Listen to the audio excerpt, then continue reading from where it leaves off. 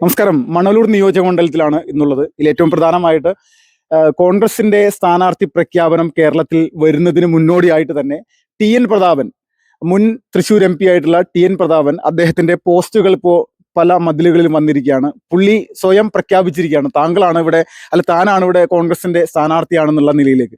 ഇവിടെയുള്ള സ്ത്രീജനങ്ങളോട് തന്നെ നമുക്ക് ചോദിച്ചു മനസ്സിലാക്കാം എന്താണ് ഇവിടെ ഈ സംഭവിച്ചുകൊണ്ടിരിക്കുന്നത്. ചേച്ചി നമസ്കാരം. നമസ്കാരം. പേരെന്തായിരുന്നു ചേച്ചി? പ്രവിശ സജീവ്. ചേച്ചി, ഇപ്പോ ഈ മണലൂർ നിയോജകമണ്ഡലം, നമ്മൾക്കറിയാം കേരളത്തിൽ നിയമസഭാ തെരഞ്ഞെടുപ്പ് നടക്കാൻ ഇനി ഏകദേശം ഒരു മാസത്തോളം മാത്രം സമയമുള്ളൂ. ഈ സമയത്ത് കോൺഗ്രസിന്റെ സ്ഥാനാർത്ഥി പട്ടിക വരുന്നതിന് മുന്നോടിയായിട്ട് തന്നെ ടി എൻ പ്രതാപൻ ഇവിടെ മതിലുകളിൽ അദ്ദേഹത്തിന്റെ പോസ്റ്റുകൾ പ്രവർത്തകരെ കൊണ്ട് ഒട്ടിപ്പിച്ചിട്ടുണ്ട്.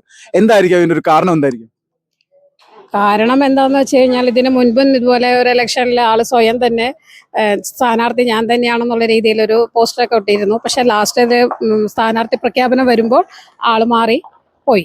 അപ്പൊ അതുപോലെ ഒരു അല്പത്തരമാണ് ഇപ്പോഴും കാണിക്കുന്നുള്ളതാണ് ഞങ്ങളുടെ ഒരു വിശ്വാസം. അപ്പോൾ ഈ T N Prathapan M P ആയിരിക്കുന്ന സമയത്ത് എങ്ങനെയായിരുന്നു? ഈ തൃശ്ശൂർ എം പി ആയിരുന്നല്ലോ, അദ്ദേഹത്തിന്റെ ഒരു പ്രവർത്തന കാഴ്ചപ്പാടുകളും പ്രവർത്തന രീതികളൊക്കെ നിങ്ങൾക്ക് അംഗീകരിക്കാൻ പറ്റുമെന്ന് തന്നെയായിരുന്നു. വികസനം ഉണ്ടാക്കിയിട്ടുണ്ടോ അദ്ദേഹം ഇവിടെ ഇലക്ഷന്റെ മുന്നേ വരുമ്പോൾ പല പ്രഖ്യാപനങ്ങളും ഉണ്ടാവാം.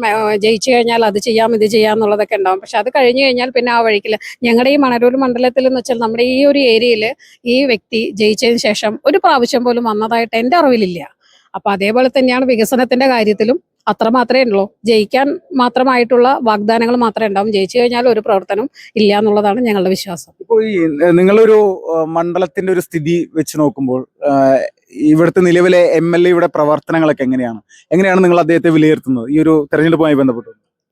തെരഞ്ഞെടുപ്പുമായിട്ട് ബന്ധപ്പെട്ട് വിലയിരുത്തുക എന്ന് വെച്ചാൽ എന്തെന്നാ പറയാ, അതിനെ കുറിച്ചിട്ട് കൂടുതലുള്ളൊരു ഇപ്പൊ റോഡായാലും ഇപ്പൊ ഞങ്ങളുടെ ഈ ഏരിയ എന്ന് പറഞ്ഞു കഴിഞ്ഞാൽ വളരെ കുടിവെള്ളത്തിന് നന്നായിട്ട് ബുദ്ധിമുട്ടുന്ന ഒരു സ്ഥലമാണ്. പക്ഷെ അതിന് ഇന്നേവരെയായിട്ട് ഒരു വികസനമോ അല്ലെങ്കിൽ ഒരു പുരോഗതിയോ ഒന്നും ഇന്നേവരെയായിട്ട് ഞങ്ങൾക്കൊന്നും അനുഭവത്തിൽ ഉണ്ടായിട്ടില്ല. അദ്ദേഹം ഈ യാത്രകളൊക്കെ നടത്താറുണ്ടോ? നിങ്ങൾ മുന്നിലേക്കൊക്കെ വരാറുണ്ടോ? ഇവിടുത്തെ പ്രശ്നങ്ങൾ മനസ്സിലാക്കി വരാറുണ്ടോ? നമ്മുടെ ഏരിയയിലെ ആള് ജയിച്ചോ എന്ന് പറഞ്ഞിട്ടോ അല്ലെങ്കിൽ ഇലക്ഷന്റെ വോട്ടിനായിട്ടുള്ള ഒരു സമയത്ത് വരുന്നല്ലാതെ അതിനുശേഷം വന്നതായിട്ട് എൻ്റെ അറിവിലില്ല, ഞാൻ കണ്ടിട്ടില്ല. ഇപ്പൊ ഇവിടെ ഒരു വലിയൊരു ത്രികോണ മത്സരം നടക്കാനായിട്ട് പോവുകയാണ്. പ്രത്യേകിച്ച് കേരളത്തിൽ BJP അവരുടെ ഒരു A+ മണ്ഡലമായിട്ട് കാണുന്നൊരു മണ്ഡലം കൂടിയാണ് മണലൂർ.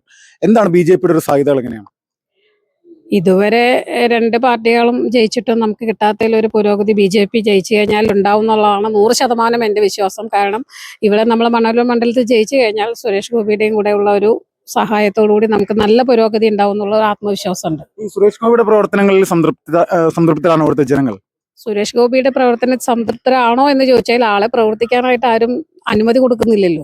ആൾക്ക് ചെയ്യാനുള്ള ഒരുപാട് കാര്യങ്ങൾ ചെയ്യാനുള്ള സാഹചര്യങ്ങളുണ്ട്. പക്ഷെ ആരും അത് ചെയ്യാനായിട്ട് അനുവദിക്കുന്നില്ല. അത്രയേ ഉള്ളൂ.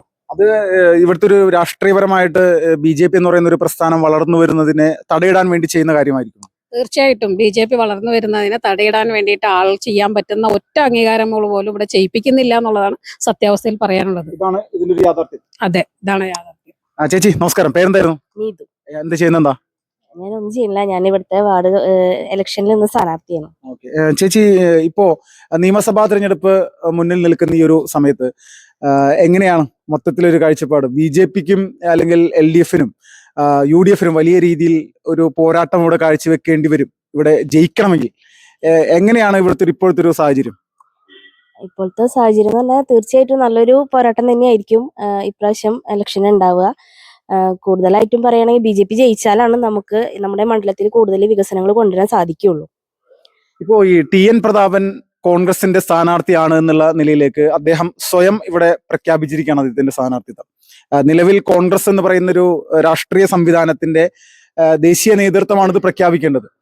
അപ്പോ അവരുടെ ദേശീയ നേതൃത്വത്തെ മുഴുവൻ നോക്കുകുത്തിയാക്കിക്കൊണ്ട് ഇദ്ദേഹം ഇങ്ങനെ ഒരു നിലപാട് സ്വീകരിച്ചിരിക്കുന്നത് ഒരു ജനാധിപത്യ വിശ്വാസികളെ സംബന്ധിച്ച് അതൊരു പോസിറ്റീവായിട്ടുള്ള കാര്യമാണ്?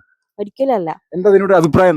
എന്താ വെച്ച് കഴിഞ്ഞാല് കഴിഞ്ഞ ലോക്സഭാ ഇലക്ഷനിലും ഇതുപോലെ തന്നെ അദ്ദേഹമായിരുന്നു സ്വന്തമായിട്ട് പ്രഖ്യാപിച്ചത് ഞാൻ തന്നെയാണ് സ്ഥാനാർത്ഥിയെന്ന്. എന്നിട്ട് ഇലക്ഷൻ ഡിക്ലെയർ ചെയ്തു വന്നു. സ്ഥാനാർത്ഥി പ്രഖ്യാപനം കഴിഞ്ഞപ്പോൾ മുരളീധരൻ സാറായിരുന്നു സ്ഥാനാർത്ഥിയായിട്ട് വന്നത്. അതുപോലത്തെ ഒരു ഇതാണ് ഇപ്പൊ നമുക്ക് കണ്ടുവരുന്നത്. എന്താണ് ഇതിന്റെ ഇത് എന്ന് അറിയണില്ല. ഈ നമ്മുടെ ടി എൻ പ്രതാപൻ എന്ന് പറയുന്ന കോൺഗ്രസ് നേതാവ്, അദ്ദേഹം തൃശ്ശൂരിലെ MP ആയി വിജയിച്ചു പോയ ഒരാളാണ്. 5 വർഷം പൂർണ്ണമായിട്ടും അദ്ദേഹം MP ആയിട്ടിരുന്ന ആളാണ്. അപ്പൊ അദ്ദേഹത്തിന്റെ ഒരു പ്രവർത്തന കാര്യങ്ങൾ ആ ഒരു സമയത്ത് ഉള്ളത് എങ്ങനെയാണ്? നിങ്ങളൊരു അഭിപ്രായം എന്താണ്? അദ്ദേഹം ഇവിടെ കോൺഗ്രസിന്റെ സ്ഥാനാർത്ഥിയായി വിജയിക്കാനുള്ള സാധ്യതയുണ്ടോ? തോന്നുന്നില്ല.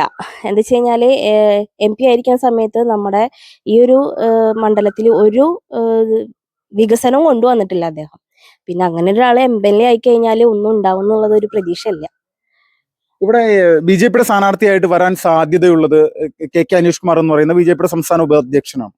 അദ്ദേഹത്തിന്റെ അദ്ദേഹം ഒരു ചെറുപ്പക്കാരനാണ്. അതോടൊപ്പം LDF-നും UDF-നും പരമ്പരാഗതമായിട്ട് ഒരുപാട് തവണ മത്സരിച്ച് വിജയിച്ച അല്ലെങ്കിൽ പരാജയപ്പെട്ടിട്ടുള്ള പല സാഹചര്യങ്ങളിൽ ഉണ്ടായിട്ടുള്ള തെരഞ്ഞെടുപ്പിനെ നേരിട്ടുള്ള ആളുകളാണ്. അപ്പോൾ ഈ KK അനീഷ് കുമാറിനെ പോലെയൊക്കെ ഒരാൾ ഇവിടെ സ്ഥാനാർത്ഥിയാവുന്ന സമയത്ത് BJP-ക്ക് അത് പോസിറ്റീവ് ആയിരിക്കുമോ നെഗറ്റീവ് ആയിരിക്കുമോ? തീർച്ചയായിട്ടും പോസിറ്റീവ് ആയിരിക്കും. അദ്ദേഹത്തെ പോലെ ഒരാള് നമുക്കിവിടെ സ്ഥാനാർത്ഥിയായിട്ട് വരികയാണെന്ന് വെച്ചെങ്കിൽ ജയിക്കുകയാണെങ്കിൽ നമുക്ക് ഒരുപാട് കാര്യങ്ങൾ ചെയ്യാൻ പറ്റും. കാരണം നമ്മുടെ സുരേഷ് ഗോപി സാർ ഇവിടെ ഉള്ളിടത്തോളം കാലം നമുക്ക് നമ്മുടെ എല്ലാ കാര്യങ്ങളും വികസനങ്ങൾക്ക് ഫണ്ട് കാര്യങ്ങളൊന്നും നമുക്ക് ശരിക്കും ഉപയോഗിക്കാൻ പറ്റുന്നില്ല. അപ്പോൾ നമുക്ക് ഇവിടുന്ന് ഒരു MLA വന്നു കഴിഞ്ഞാൽ നമുക്ക് തീർച്ചയായിട്ടും നമ്മുടെ MP ഫണ്ട് യൂസ് ചെയ്യാൻ പറ്റുന്നതാണ് നമുക്ക് തോന്നുന്നത്. ഇപ്പോൾ ഈ ഒരു വികസനത്തിന്റെ കാര്യം നോക്കുന്ന സമയത്ത് മണലൂർ നിയോജക മണ്ഡലത്തിന്റെ ഒരു മൊത്തത്തിലുള്ള ഒരു സ്ട്രക്ചർ എങ്ങനെയാണ്? പുരോഗമനമുണ്ടോ അല്ലെങ്കിൽ പഴയ സ്ഥിതി തുടരുകയാണോ? പുരോഗമനം എന്ന് തോന്നുന്നില്ല. പക്ഷെ ഇപ്പൊ ഇലക്ഷൻ എടുത്തത് കൊണ്ടാണ് നമുക്ക് മെയിൻ ആയിട്ട് ഈ റോഡുകൾ തന്നെ ഇപ്പൊ അവര് ഫണ്ട് ഉപയോഗിച്ചിട്ട് വേഗം ടാറിങ്ങും ഇതൊക്കെ ചെയ്തുകൊണ്ടിരിക്കുന്നത്.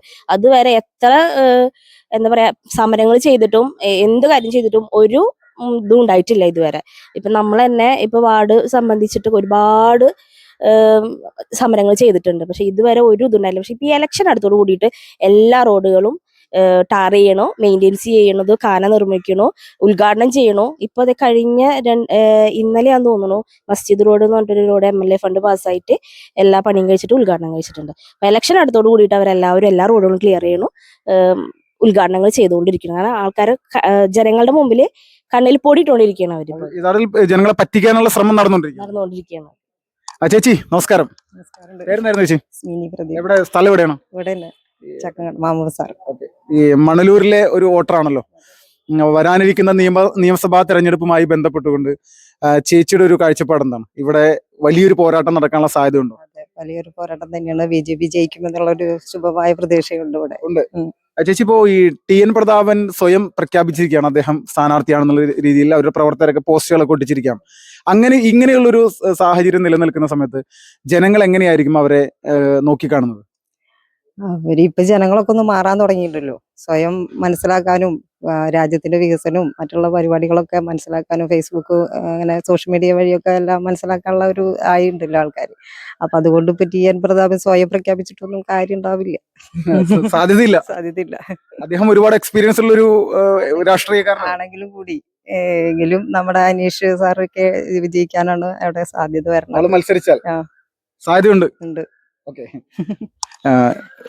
മണലൂർ നിയോജക മണ്ഡലത്തിൽ വാശിയേറിയിട്ടുള്ള ഒരു പോരാട്ടമാണ് നടക്കാൻ പോകുന്നത്. കാരണം BJP-യെ സംബന്ധിച്ച് ചരിത്രപരമായിട്ട് വലിയ മുന്നേറ്റം കഴിഞ്ഞ പാർലമെന്റ് തിരഞ്ഞെടുപ്പിൽ സുരേഷ് ഗോപി ഉണ്ടാക്കിയ 61,000-ന് മുകളിലാണ് വോട്ടുകൾ അദ്ദേഹം ഇവിടെ നിന്ന് നേടിയത്.